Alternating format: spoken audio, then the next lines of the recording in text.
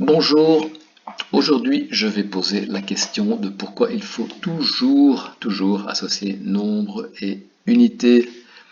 Ceci devrait être inscrit dans la loi et lourdement puni en cas de non-respect. La réponse à la question tient en quelques lignes. Vous aidez lors de votre raisonnement en travaillant avec ces unités sous les yeux en permanence. Ça vous permet de savoir s'il faut multiplier ou diviser des expressions par le nouveau facteur introduit. Ça vous permet de vérifier la cohérence en continu à chaque étape lorsque vous élaborez votre expression. Ça vous permet de pratiquer un minimum d'algèbre, minimum légal, minimum syndical. Et on va appliquer ceci au calcul de la puissance électrique instantanée dans une installation électrique. On part d'un compteur électrique classique à disque rotatif et affichage du facteur de conversion, par exemple 100 tours par kilowattheure.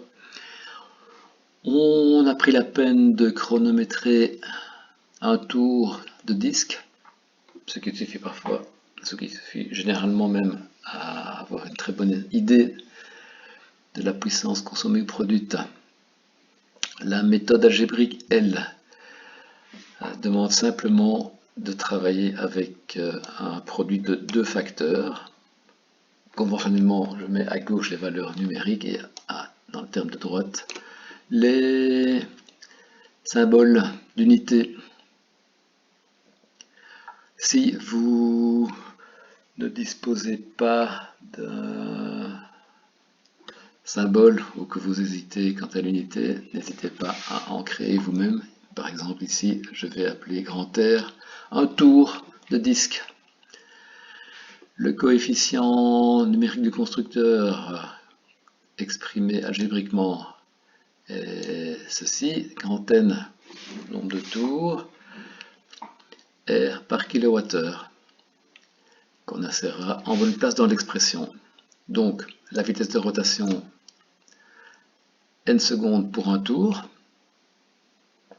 Lorsque je veux introduire mon coefficient constructeur, dois-je multiplier ou diviser pour déterminer ça? Vous voyez que l'expression de la vitesse fait intervenir grand R au numérateur et celle du coefficient également grand R au numérateur. Donc plutôt que de traîner du R carré, on va diviser la première expression par la deuxième en espérant améliorer les choses. Ce qui donne cette expression-ci, dans laquelle on voit effectivement R haut et bas. Ce qu'on voit aussi, c'est une durée exprimée au numérateur en heures et au dénominateur en secondes. On va convertir évidemment en transformant H par 3600 S. Les valeurs numériques se retrouvent à gauche et le H est transformé en S. Je crois que le problème est résolu, il n'y a plus qu'à simplifier. R simplifié haut et bas, S simplifié haut et bas, il reste des kilowatts, ce qui est exactement ce que l'on cherchait. Si d'aventure nous avons un compteur qui effectue 100 tours par kilowattheure, les 100 sont divisés haut et bas, le grand N disparaît, la formule est 36 divisé par le nombre de secondes du tour, donnant la puissance en kilowatts. Voilà, problème est résolu. N'hésitez pas à poser vos questions et on se voit la prochaine fois.